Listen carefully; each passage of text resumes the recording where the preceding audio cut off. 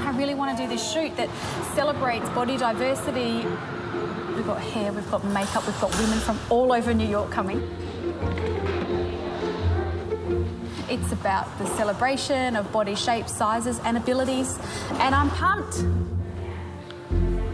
The first steps to learning to love your body is identifying the parts of your body that you don't love and learning to describe them in a more loving and kind way. I could choose to hate my saggy breasts and my legs with cellulite, or I could choose to be in awe of these breasts that have fed 4,000 meals to my 3 children and be inspired by these legs that have run a marathon. Were you shocked at the reaction that you got when you posted that before and after? I was. Here's this average working mum from Adelaide who's been able to create this incredible global movement. Hi, I'm Taryn Bromford. Привет, я Тарин Брамфит. She's trying to stop women saying, oh, have you lost weight? You look great. All sort of photoshopped out of reality in magazines and billboards. She's actually trying from the ground up to change the way that women in the Western world are perceiving their body. When I looked at this body, for the amazing body that it is, I saw life differently. It's a revolution, it really is. The lines on my face only serve to remind me that life is short and the bucket list is long.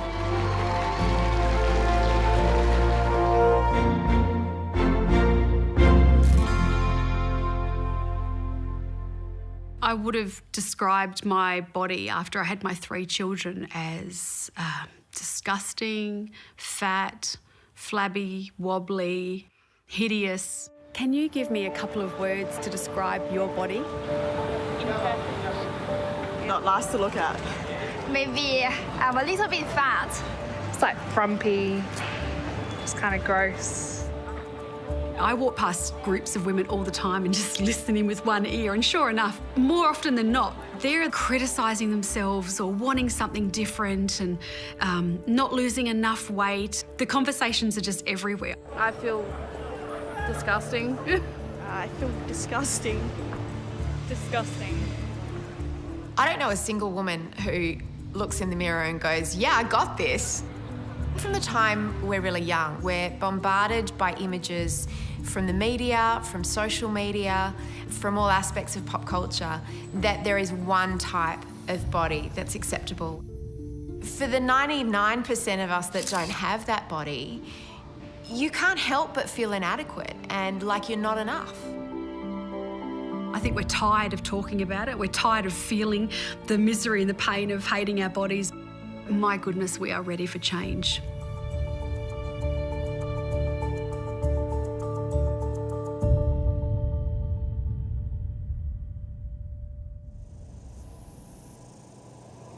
We're on a road trip and we're heading out to regional Australia. We're doing 7 events in 7 days. No body image problem here. Taryn always had that can-do attitude. She'll say these crazy things and you'll have a bit of a chuckle and then you'll go, oh, she's going to do it. She's actually going to do it. And that's what she's always been like. Have you got your stickers? Yes. Yeah. I don't. We love our bodies and we want to be part of the whole Embrace Your Body movement. I just think how fantastic that we can all come together and support women at empowering themselves to live healthy and happy lives. You often get people who get a little confused about what it means to embrace. Now, embracing your body doesn't mean eating 20 donuts and sitting on the couch. Of course it doesn't. She left school before she finished year 10. And that's been the amazing thing, you know, that I'm really amazed about when I think about what she's doing now. Thank you. That is why we're here. Everything that she's ever sort of come up with seems to have fallen into place. Look what we've just found. Look at this one. We had a lovely childhood growing up in Adelaide. That's cute, Taryn. She was always adventurous. Lovely. I think there's a photo somewhere like that with Jason doing that in that rumpus room. Yes, there was. In his tennis. Jason, our brother, and Taryn were a bit of a team. They'd get up to mischief together and have fun. I think losing my brother had of course, a huge and profound impact on my life. Isn't that cute? Oh, it is. Look about McCann. Jason had just been a normal child as well, a happy child like Tara. It just happened in the late teens, really, when things went haywire. He struggled with addiction for many years and he finally succumbed after a number of times of being clean. He was unfortunately overdosed with a bad batch of heroin.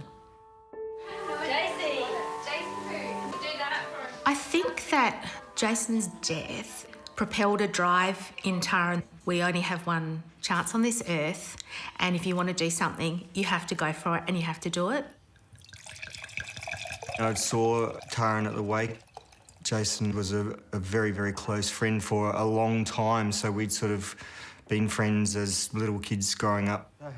Taran was kind of the annoying little sister, like I didn't really know her. Welcome back. I had a crush on him always, as long as I can remember. Who, picks anyone up at their brother's wake? It sounds outrageous, but I remember quizzing him, like, so what do you do? You married or do you want to get married? Like, I just remember asking these really probing sort of questions. They're shy. I think something happens to you when someone close dies. You're fueled with just, who cares? A few days afterwards, I actually penned Matt a letter. I just wanted to let him know that I'd always had this really strange crush on him. I was incredibly surprised. It just came out of left field, so I was flattered, of course. She's an attractive girl, so she caught my eye, of course, but if I'm allowed to say that. And yeah, the rest is history. Our newly married couple, Matthew and Tara.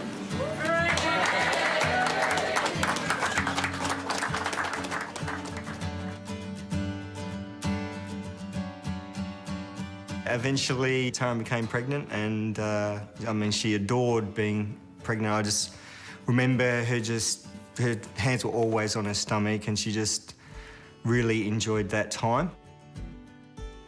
To be pregnant, it was just glorious.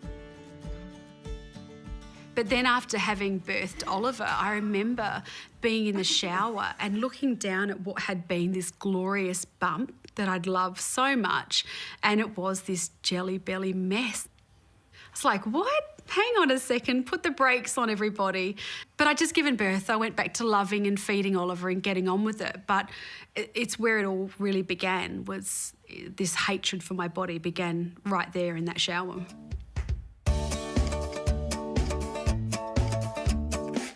We had 3 children in 3.5 years. It was hectic. I was trying to run a photography business at the same time. It was pretty intense. I wasn't just unhappy with my physical appearance, I was also struggling with how my body functioned. I remember going back onto the netball court. I went for this intercept. And sure enough, I'd wet myself. I could feel wee sort of running down my leg. I sort of said, oh, I've injured myself, and I sort of took myself like limping off to the bathroom. It was the first time I was just like horrified with what my body had done to me. It just got to the point where I couldn't live in what I thought was a really disgusting, hideous, embarrassing body. So I went to the surgeon's office. I sort of stripped down and he sort of, I describe it as he grabbed my boobs like they were dirty tissues. He grabbed this sort of hot dog of fat down here and said that he would remove that.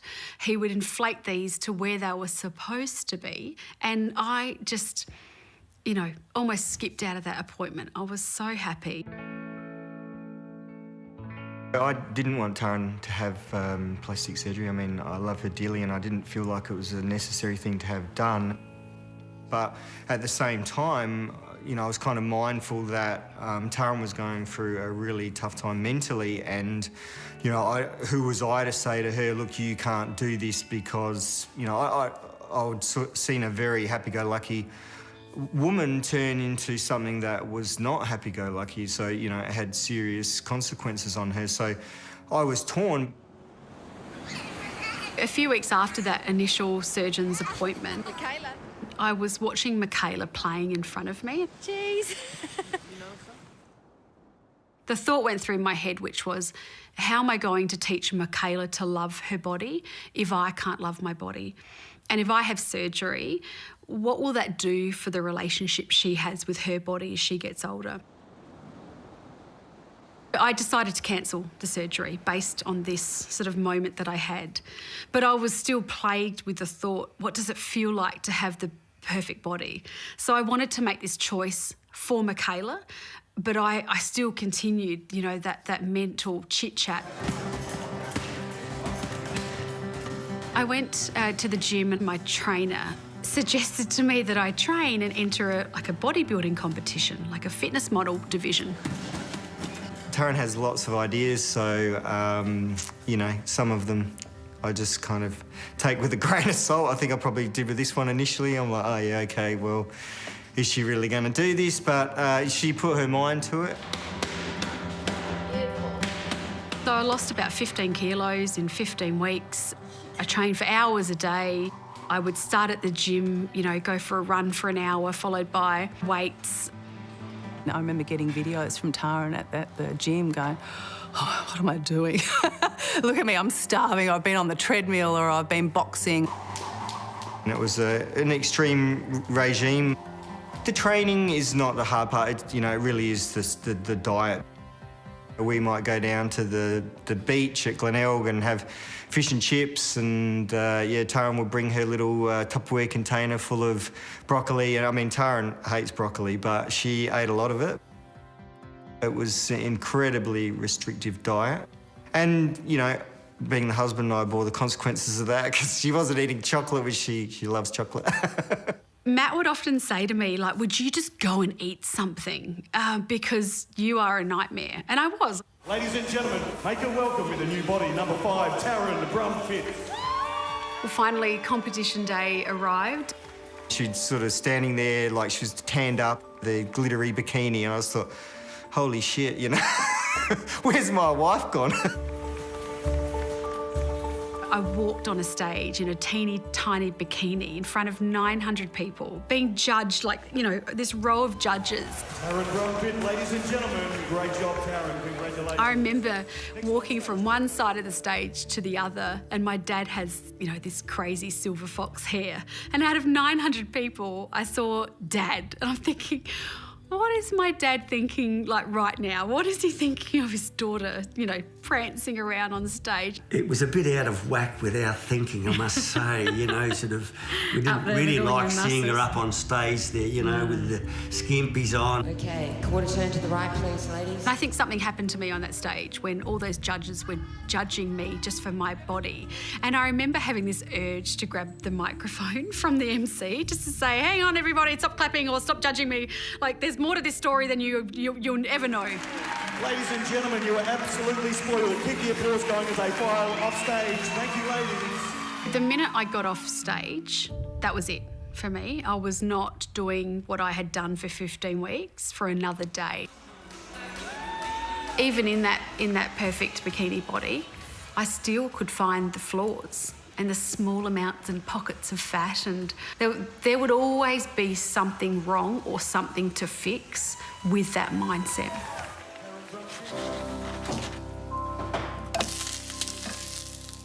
And I think what I learned was that my body is not an ornament.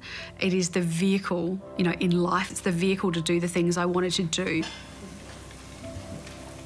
Learning to love my body was a process that happened in those months after that competition. Rather than punishing myself to go to the gym because I had to, I learned just to enjoy, you know, moving my body in any way that I wanted to. And the same with food. I found the joy in eating food.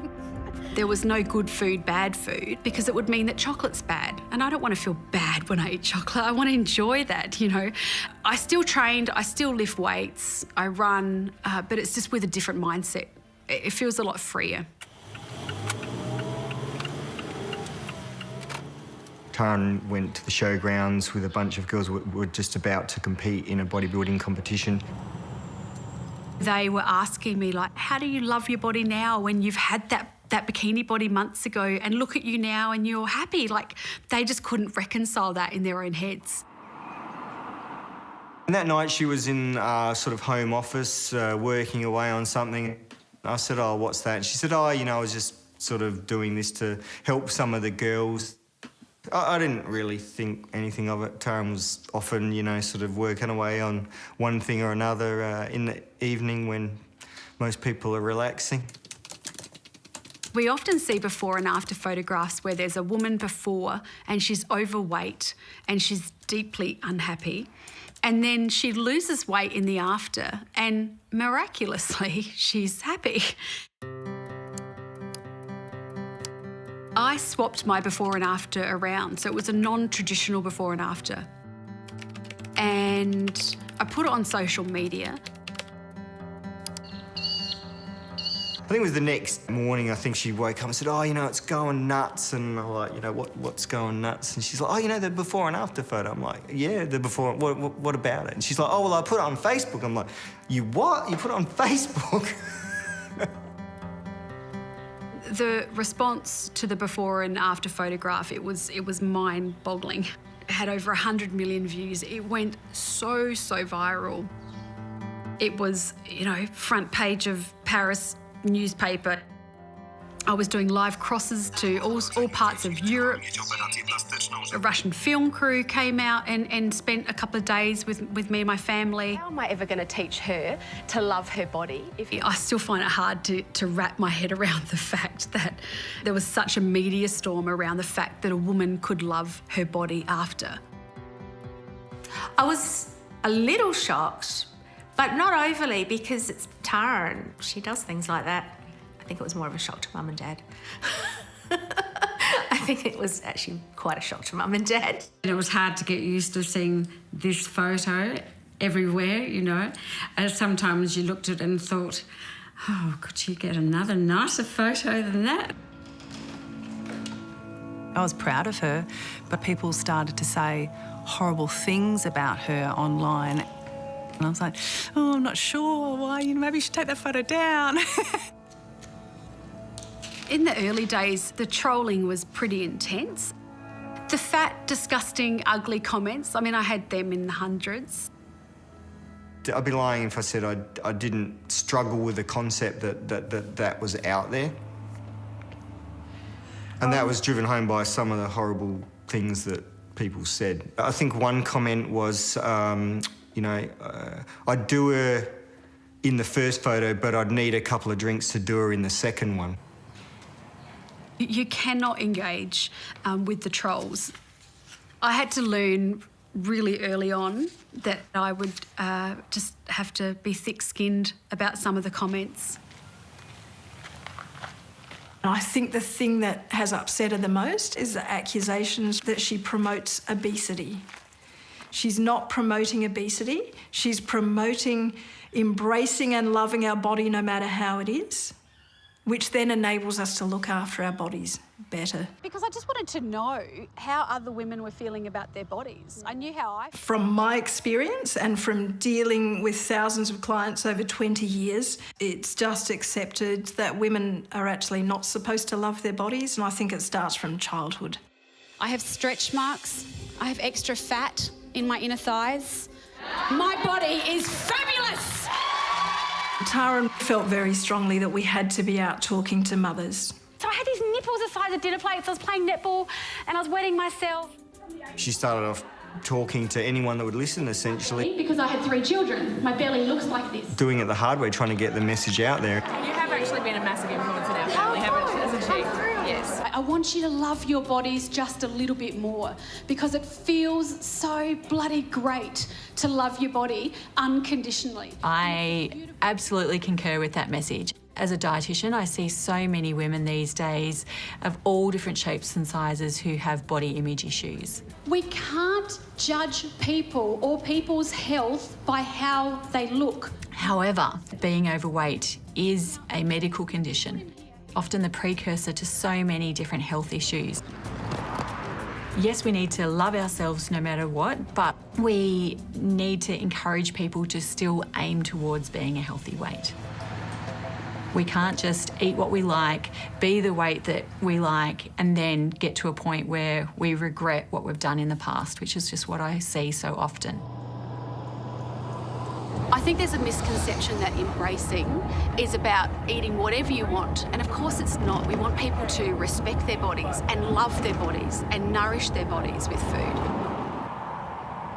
There's a $7 billion weight loss and diet industry in Australia. And we talk about the increase in obesity, but what's currently on offer clearly isn't working. You know, diets is not working. Shame and fear is not working. I think it's quite simple when it comes to health, is you can't look after something that you don't love.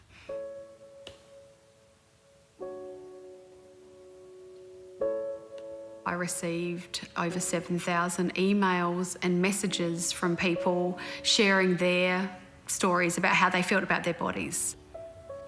The stories were heartbreaking. I have a 4-year-old daughter and I've never swum with her because I don't want to wear a pair of bathers. I've not been intimate with my husband for 3 years because I think I look disgusting. He tells me he loves me, but I just can't bring myself to be naked in front of him. Some people just simply wanted to share their own story about body image. Other people were asking advice on how to love their body. And there was lots of messages also just saying, thank you. Sorry, I know I'm a complete stranger, but sometimes it's easier to say these things to a stranger. Thanks for listening. I absolutely felt this sense of responsibility that I wanted to do something with all these sad stories. So I decided to make a documentary.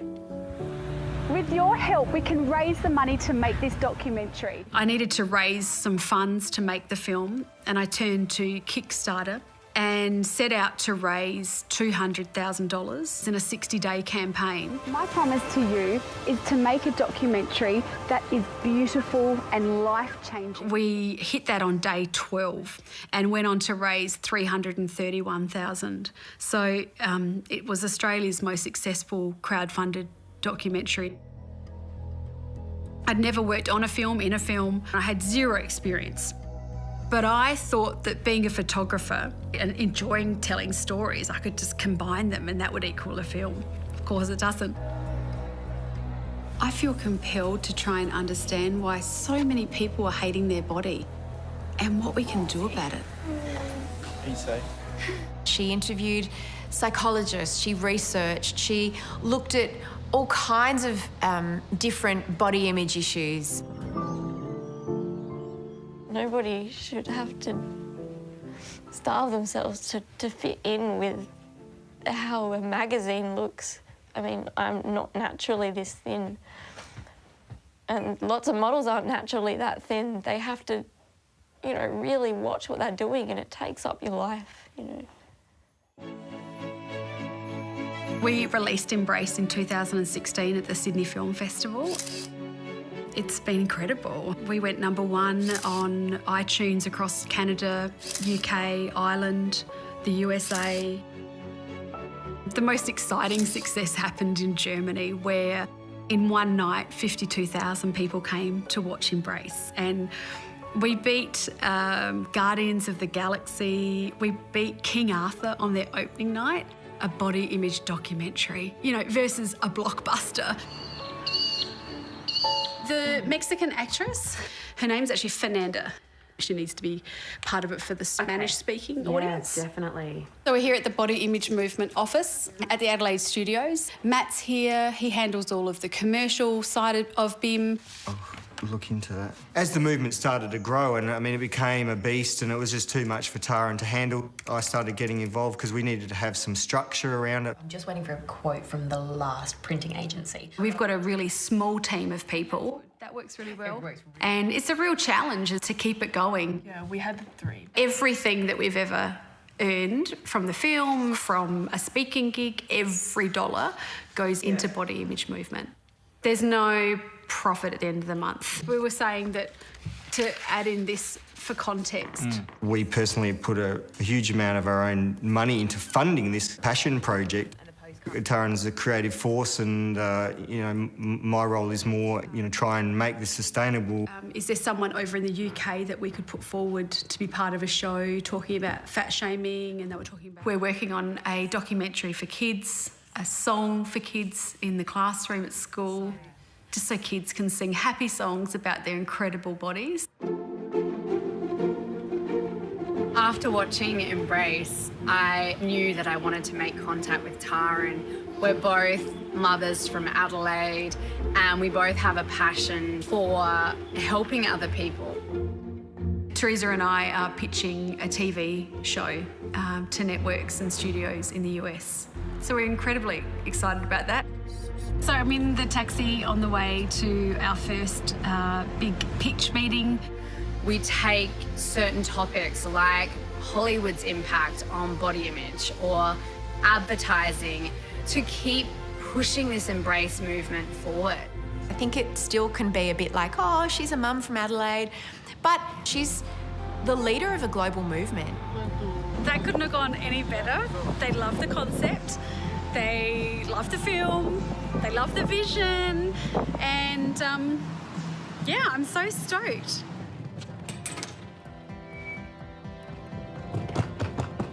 It's been years now since I've had a moment where I've hated on my body.